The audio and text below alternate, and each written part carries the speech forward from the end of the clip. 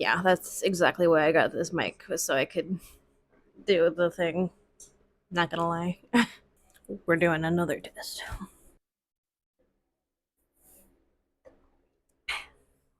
Hey everybody. I was working on making like a response or like a redux to previous things and views I expressed on abortion back when I was 18 and homeschooled and sheltered. Not that my points are necessarily not as valid, but my viewpoint has changed a lot, obviously. And so in looking through this, I wanted to do a dramatic reading. And also, I don't know why, I just like to do that to myself, I guess. But also just to have a frame of reference to see where I'm going from. And I've read this already, but I also kind of want to see what it's like reading it in real time. I'm going to try to read through this without pausing or criticizing, just a raw reading, just so we can get an idea of what our viewpoints are. Again, I've already read this. I found some things that I do agree with still, some like very key values, but there's other things that it doesn't necessarily align with what I think now or what I think are more compassionate to do. Let me turn the fan off real quick. So, some context just before we get started. This was a paper I wrote in my homeschool curriculum. It was part of let me read what my mom said. Basically, it was part of a persuasive essay. I got to pick the topic. I've tracked the paper's assignment back to write a persuasive essay from the Institute for Excellence in Writing's Elegant Essay curriculum. I don't have the books anymore. Not sure if this helps or not. I do remember the topic was something you got to choose. That's kind of where we're at. Keep in mind, this was also something I chose back then because it was very important to me, and I found that it is very important now. Back when I was moving around in college, so not that long ago, a few years, I found this paper, and I don't think this was a final draft because my mom made markings all over it, as you might see from this. It's the only draft I have, so I'm going to go off of that. Caveat being that I probably did amend my argumentation a little bit more, but the beliefs were still the same. Again, this was really important to me then, really important to me now, especially in light of current events, how people in general, their autonomy is changing in the United States. That it would be interesting to look at what I said then, what I'm thinking now. I'll give a short response at the end, and then we'll just kind of go from there. Don't know, I have air conditioning on, might turn the fan back on because it's just hot in this friggin' house. And there might be maintenance. I don't want to talk about it. Most important thing is that we have a coffee. But let's go ahead and read through this, A matter of choice. What does the word abortion stir in you? Uneasiness, perhaps, or even anger? It's natural. The dispute over the morality and even the legality of abortion in America is unprecedented. Thick in its challenging arguments like mud, with pro-choice proponents solidly for abortion and anti-choice proponents solidly against. Each argument is very compelling, especially when it comes from women who have personally experienced either the horrors or profits of abortion. The pro-choices argument picks at its opponent's weakest foundation, women's rights. The establishment, in their article, The Moral Case for Abortion, says empowering people with the right and ability to access abortion, whether or not they exercise that right during their lifetime, is a moral good all its own. While this leaves anti-choice advocates' responses sounding unsympathetic, silly, and subjective, pro-choicers, and sadly anti-choicers, completely ignore this. Abortion does not consider women's rights either.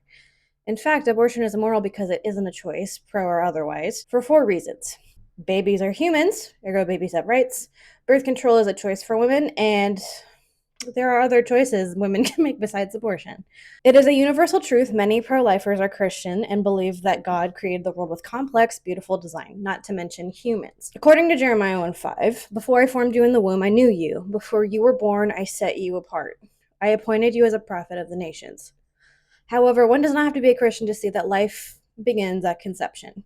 In the opposing Viewpoints book on abortion, Carolyn C. Gargaro writes that once there is the union of a sperm and an egg, the 23 chromosomes are brought together in one cell with 46 chromosomes. Once there are 46 chromosomes, that one cell has all of the DNA, the whole genetic code for a genetically distinct human life. Although a human fetus may not be a person yet, they will become one, which is what the process of conception is. That's how we are all born. It is an undeniable fact. Though pro-choicers balk at this observation and claim that despite the fact a hair follicle is as alive as a zygote, this fact doesn't prove that a fetus has human rights and thus it is not a human. But a zygote is not the same as a hair follicle, as has been clearly documented by even early ultrasounds. Additionally, babies do not happen as often as, say, a fart. Thus, they shouldn't be thrown aside as ignorantly as a fart or exhalation of gas is excused, or even hair falling is glanced at. Pro-choicers denounced infant's humanity immediately in order to remove a dilemma that an unwanted pregnancy creates. The Supreme Court decided in favor of Roe in the historic case of Roe v. Wade to give women a right to preserve their own lives. Just because the unborn is dependent on the mother for 9 months, Geiger also says in the opposing Viewpoints book, does that give anyone the right to choose to end its life? Trying to justify abortion by arguing that the unborn does not have this right to life is a form of discrimination based on age and the fact that they cannot speak for themselves. It would be extremely tricky to decide precisely at what point a baby's life, inside its mother no less, is worthless, as it is a continual process of progress. As for resolving the issue of murdering an unborn child, let me put forth this question to you. If a pregnant woman was shoved to the ground and the baby inside her killed, would it be murder? This is a quandary for pro-choicers, as they do not deem a fetus human, and it would be intriguing to hear their answer. They are biased against a potential human life. Potential mothers must remember this, especially considering it is their choice whether or not to abort a baby. Many women do not wish to abort a baby, but they are in fact sending a message about abortion when they have one performed. Some of these messages are very dark. Greg Cunningham states that when a vulnerable group gets in our way or has something we want, we tend to define personhood in terms which exclude them. Unborn children have gotten in the way of our liberation, so we say they are subhuman to justify taking their lives. No one will intentionally indicate that they love killing babies, but this fact that people try to eliminate unborn babies because the babies will be unwanted is menacing to confront. Unborn babies are no less human than the woman they are developing inside. They should not be killed based on any reasoning labeling them as subhuman, and which proves unborn infants simply nuisances.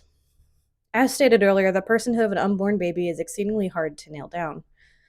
Thus, one must firmly decide either if the baby has all the human rights a human has, primarily the right to live, like the other countless humans before it, or no rights at all, no matter if the unborn baby in actuality has the right to live. Truly, the unborn have just as much right to live as you or I. Cunningham states in opposing Viewpoints that we must decide at what point in the development of that life we as a society will confer rights of personhood, the most fundamental of which is the right not to be slaughtered. Every human deserves the right not to be murdered because, logically, they have the right to live as well. Inside or outside of the womb does not matter. We are all human. We all deserve a life. The reason why is, though many oppose this reasoning, God is the one who bestows us all with the blessings of life. He's already given life, but humans decide it's actually their call and kill the baby.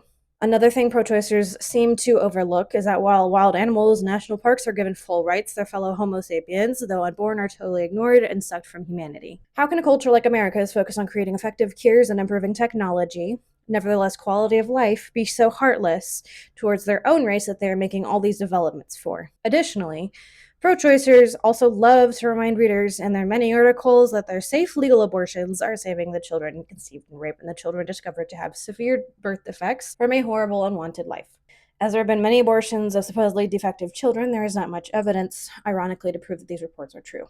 Carolyn C. Geiger observes that 91% out of a group of 674 battered California children were wanted. That is, they were willingly conceived by the women, not to mention that since 1973, child abuse has gone up by 500%. Julie Makema, whose mother was raped yet decided against abortion, firmly proves that pro-choice's argument on unwanted children.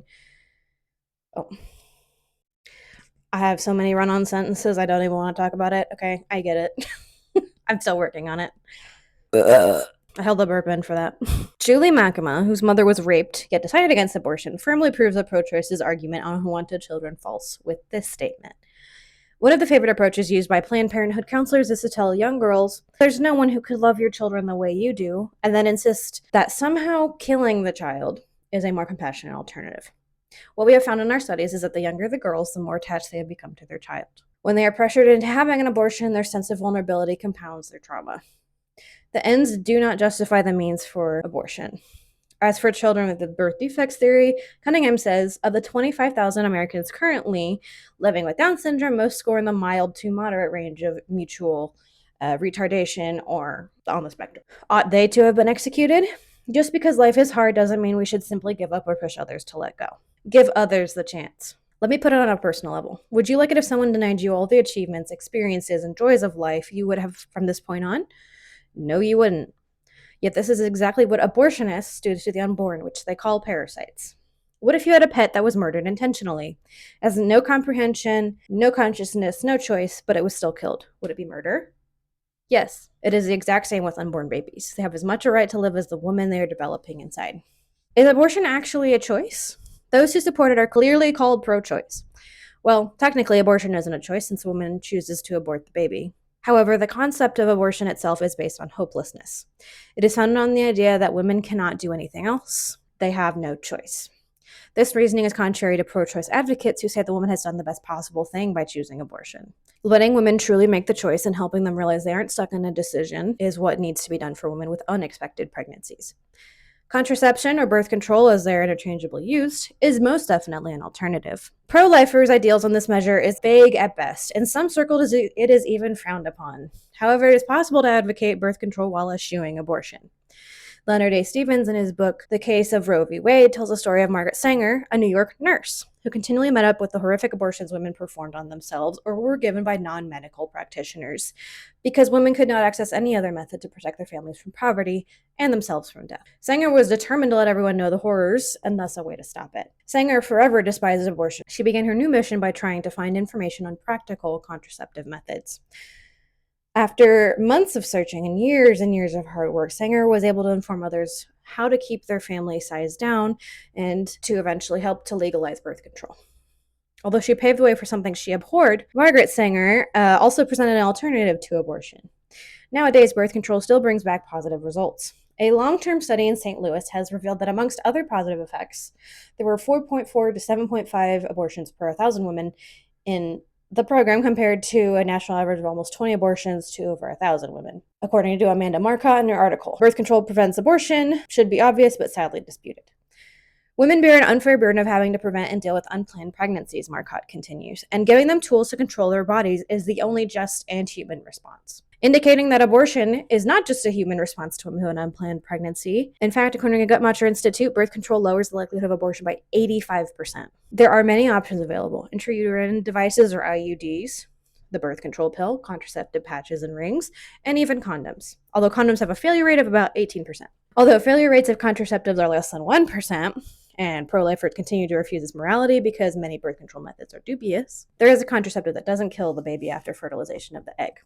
Depo-Provera. Not only does it prevent ovulation, it is also a better alternative if the women need to avoid estrogen, if they don't want to take a pill every day, or if they have blood clot issues. In any case, there are countless options to choose from for birth control, all ultimately safer and kinder than abortion, both to the woman and her baby. It's not lost on me, and I probably need to research it, but I'm pretty sure Depo-Provera was the one that's proven to cause cancer. So, sorry, I was going with the sources I had at the time. Doesn't make other methods of birth control any less safe, though, or any less effective. Coffee break. It's amusing how pro-lifers pick at pro-choicers' selection of name, because pro-choicers are supposedly afraid of being known as pro-abortion as well, since anti-choicers often also go by anti-abortion. Likewise, pro-choicers criticize anti-choice's name because anti-abortion advocates are wholeheartedly dedicated to the baby and its rights, but not to the mother. Yet again, pro-choice advocates state severely that they are rightly considering the woman's rights and choices. It isn't only because an unplanned pregnancy is a problem that must be solved. It is that, and no one should deny that. It is also that it is also because they want to eradicate the pain felt by the woman, and thus her innate nature as a mother. Women statistically have more body fat than men. Why? Female puberty and early pregnancy, times of increased estrogen, could be seen as states of efficient fat storage and preparation for fertility, fetal development, and lactation. According to Assistant Professor Anthony O'Sullivan, women are naturally made for childbirth. Not that they are trapped in being a mother forever, but female bodies are designed that way in case of such a happening. It may be insulting to be thought of as a woman only It may be insulting to be thought of as a woman only meant to be at home raising children, but there are worse implications of pro-choicers attempting to convince women they need control over their bodies. Abortion's message is that women's unique natural role is not deserving of honor or protection. This message influences how women view women and how women view themselves. This message influences how men view women and how women view themselves. Our nation has suffered an enormous increase in rape. Between 1970 and 1990, the rate of rape increased by 108.6%. According to Leslie Carbone in her opposing Viewpoints section, ideas can have viral effects on people's and cultures, and we usually, sadly, underestimate their potency in our minds. Once an immoral idea strikes the hearts of people, it is almost impossible to stop. Carbone goes on saying, by transferring the most vital natural role of womanhood into something limiting and dangerous to women, abortion has taught women that our own nature is suspect, even demeaning. Dehumanizing also leads to depravity. As humans lose their awareness for the good things they can accomplish, humans also lose their feeling for what they need to do, disposing it for what they want to do. There's even more. Abortion causes mental and physical issues, if not moral ones, for a woman.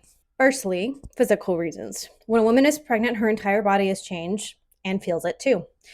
In Opposing Viewpoints, Paula Vandegar states, God prepares a woman psychologically and physically for motherhood. When a woman is pregnant, she feels different. Within a few days of conception, a hormone called early pregnancy factor is found in her bloodstream, alerting the cells of her body to the pregnancy.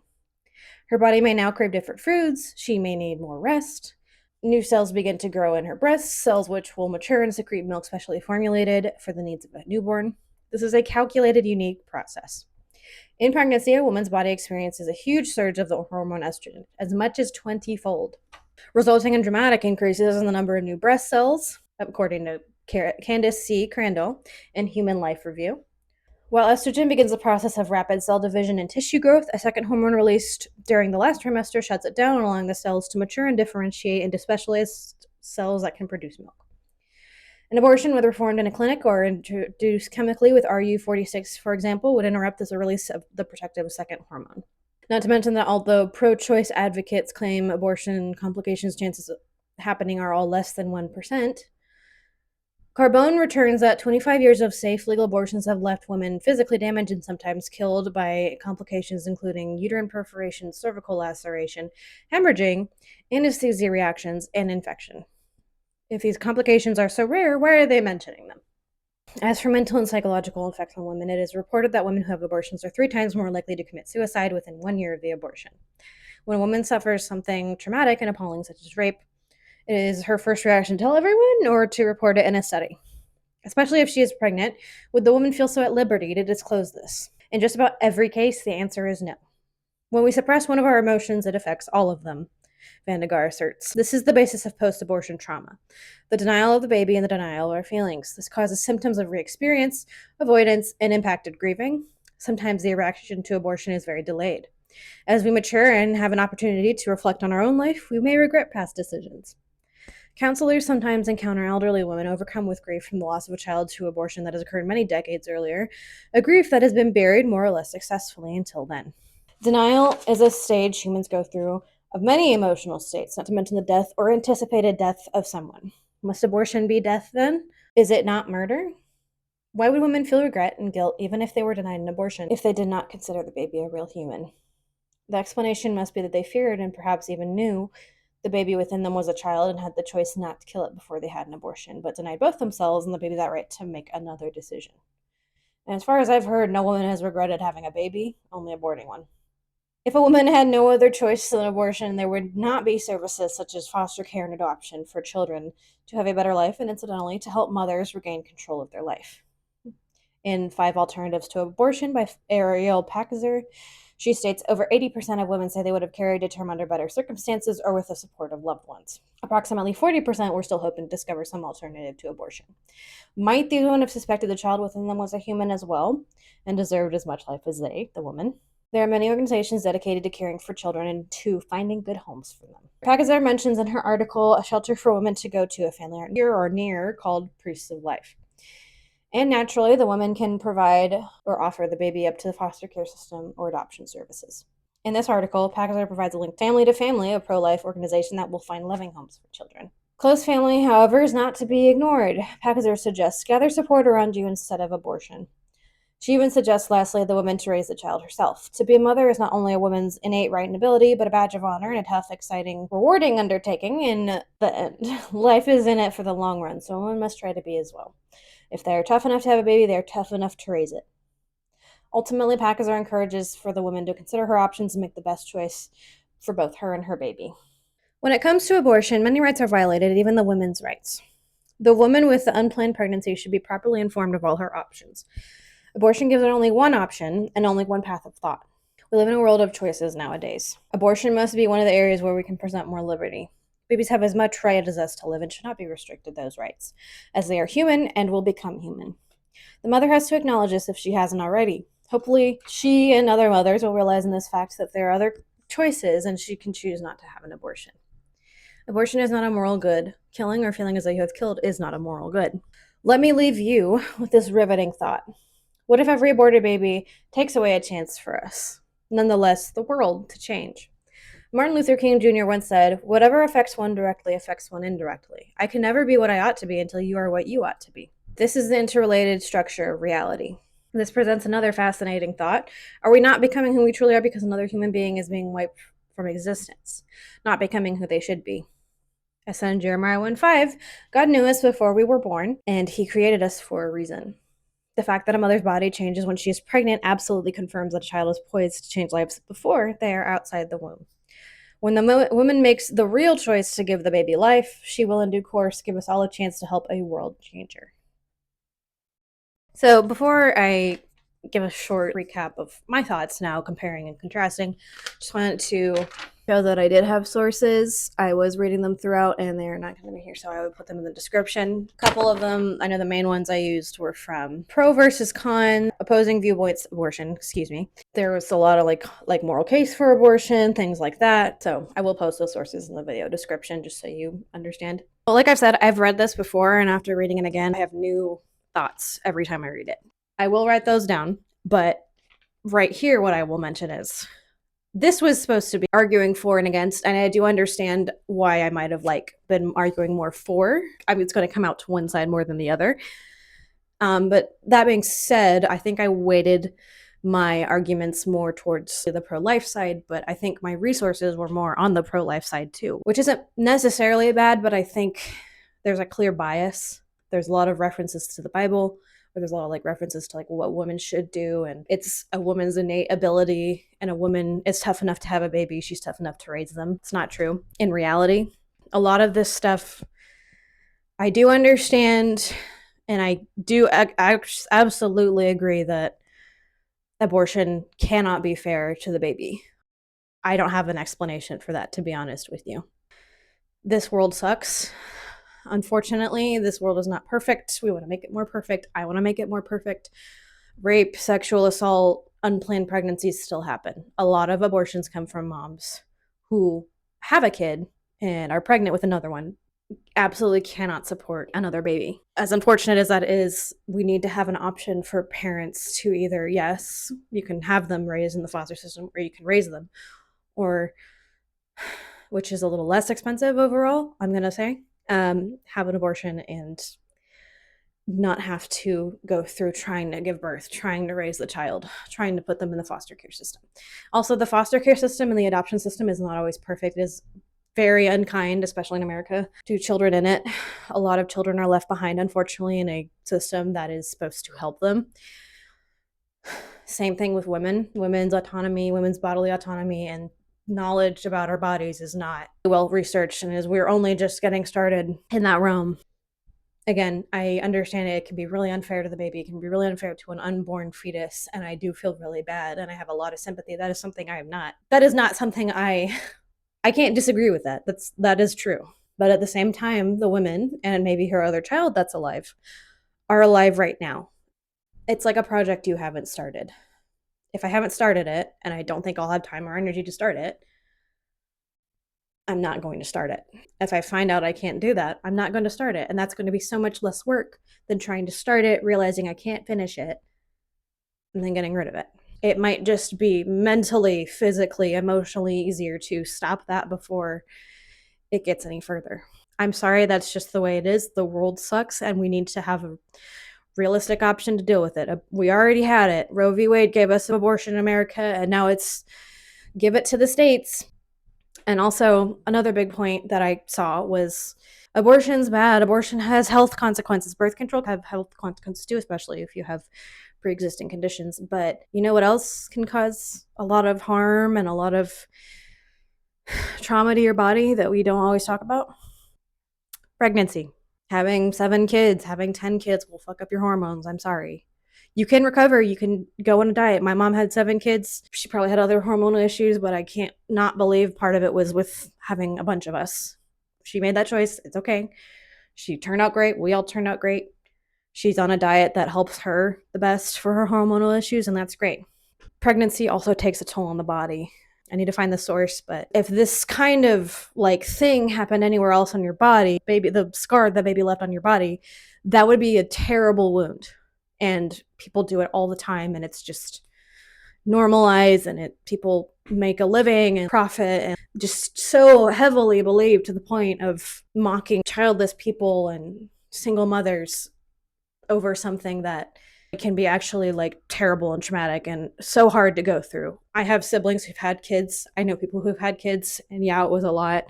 And yeah, my mom acts like having 7 kids is like, and that's fine. But at the same time, a lot of people I know, a lot of the women I know who've had babies, had a hard time, and they just kind of brush it off like, yeah, this is what's supposed to happen. And yeah, to get through it, that's how you can cope sometimes. But it's okay to be scared of pregnancy. I was always scared of pregnancy as a kid. It's okay to be scared. Sometimes that can lead you to looking into it, informing yourself, educating yourself, knowing what you can do, preparing. I am all about that personally. We need to stop ignoring that pregnancy is like this walk in the park when it's not. And I've heard so many people say it, and I know you have too. This will probably be out on my website in November. I'm hoping to get it done by November, though I'm always running behind on things. But yeah, this video is up for you guys to see. I thought it would be good to provide a neutral reading of this paper I wrote back when I was 18 to help me look at and hear, and just to give perspective, like we can hear these perspectives and engage with them. And also just to look back, to be self-aware and to be cringe. You're only going to grow from there. It's okay to cringe at yourself when you were younger. It's okay to cringe at yourself like 2 seconds from now. Stay safe and be smart. And I will see you when I see you.